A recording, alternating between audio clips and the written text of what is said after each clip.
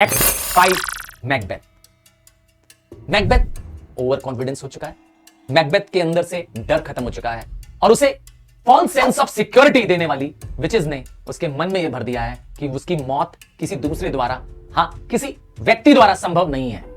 और अब वो एक कासिल, डंसनेन कासिल को प्रोटेक्ट कर रहा है। और वहीं पर ही लेडी मैकबेथ रात को वॉक करती है। उसे रात को जगे रहने की बीमारी हो जाती है, बड़बड़ाने की बीमारी होती है, जबकि वो गहरी नींद में होती है। उसकी जो लेडी इन वेटिंग होती है अर्थात मेड होती है, वो डॉक्टर को बुलाती है और डॉक्टर जब यह देखता है तो यह डिसाइड करता है कि यह डिजीज उसके कंट्रोल में नहीं है। My lady speaks in her sleep. This is beyond my practice. और यह डिजीज सिर्फ भगवान ही कंट्रोल कर सकता है। वो समझ जाता है कि लेडी मैकबेथ ने कुछ ऐसा क्राइम किया है जिसका वो रिग्रेट महसूस कर रही है और वो इसीलिए क्या कर रही है, रातों को सो नहीं पा रही है। डॉक्टर अपनी इस बात को मैकबेथ को बताता है। My lord, the Queen's disease is beyond my skill.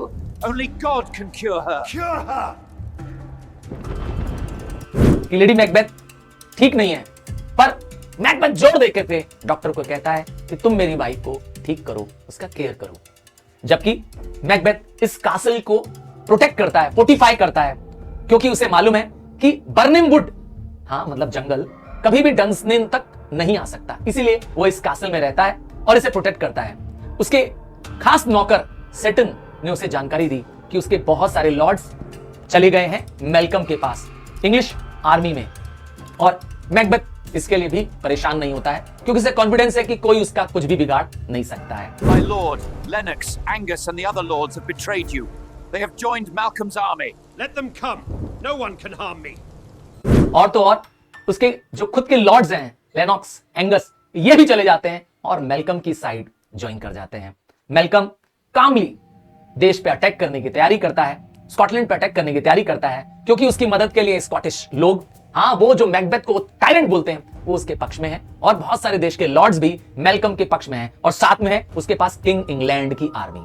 तो इस बड़ी सेना के साथ वह नहीं चाहता है कि मैकबेथ को पता चले कि कितनी बड़ी सेना उसके पास आ रही है। तो वो अपने सोल्जर्स को ऑर्डर देता है, Cut down branches and hide behind them.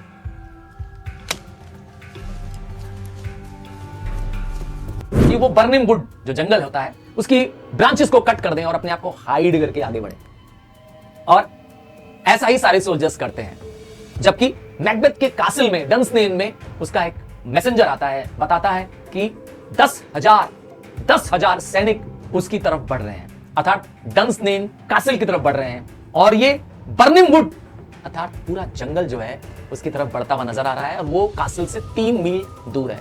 Macbeth को यकीन नहीं होता है और जब वो टेस्ट करता है, चेक करता है, तो उसे समझ में आ जाता है कि विचेस ने यहां उनके साथ धोखा किया है, अर्थात इक्वेशन किया है। कहा कुछ और हो कुछ और गया।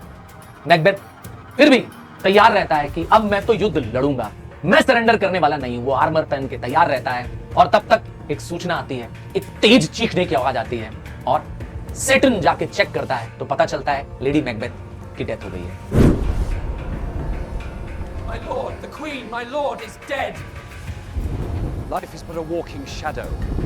मैकबेथ फिर भी हार नहीं मानता है और वो एक स्पीच देता है जिसमें वो कहता है कि life is an tale told by an idiot. मतलब वो जिंदगी से निराश है और यह समझता है कि ये जिंदगी उसके लिए भी वेश है, ट्रैश है।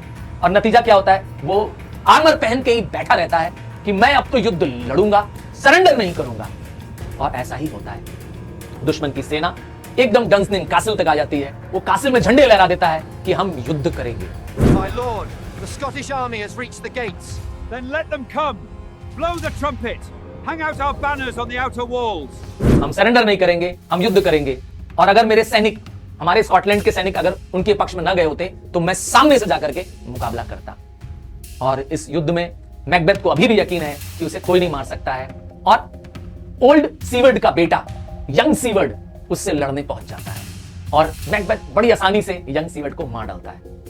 इधर बीच मैकडफ, जिसकी पत्नी और बच्चों को मैकबेथ ने मरवा दिया था, वो खोजते हुए, मैकबेथ की तलाश करते हुए वहां पहुंचता है और वो मैकबेथ को चुनौती देता है कि अगर हिम्मत है तो उसके साथ लड़े। मैकबेथ क्योंकि ओवर कॉन्फिडेंट होता है, उसे विचेस की बातों पे भरोसा होता है, हाँ, कि कोई भी वुमेन बॉर्न उसे मार नहीं सकता है। तो इसीलिए वो मैकडफ को ऐसा ही कहता है। Accept my challenge and fight me. No woman born can kill me. अब मैकडफ एक राज खोलता है, बोलता है मैं भी अनटाइमली बॉर्न हूं, अर्थात मैं एक सिजेरियन चाइल्ड हूं, समय से पहले अपनी मां के वूम्ब से पैदा हुआ हूं, तो इसीलिए मैं तुम्हारी मौत बन के आया हूं। फिर भी मैकबेथ सरेंडर करने से मना कर देता है और युद्ध लड़ता है मैकडफ के साथ, जिसमें मैकडफ उसकी गर्दन उखाड़ देता है। हाँ, मैकडफ उसकी गर्दन उखाड़ देता है और उसे गर्दन सहित, हाँ, उसकी गर्दन को लेके पहुंचता है मेलकम के सामने, और सारे लोग वहां बैठे होते हैं, सब शॉक्ड हो जाते हैं और यंग सीवर्ड की मौत का बदला भी ले लेते हैं। और वहां मौजूद मेलकम, ओल्ड सीवर्ड और रॉस, ये सब आश्चर्य से डूब जाते हैं, क्योंकि वो मैकबेथ का कटा हुआ सर मैकडफ के हाथ में देखते हैं।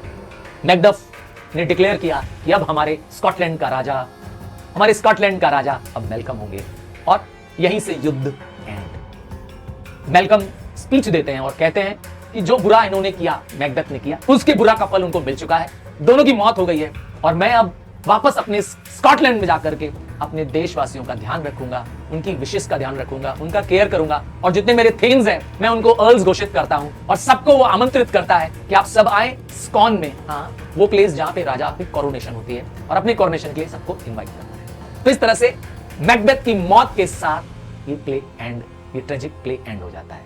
सो बाय फ्रॉम नाउ।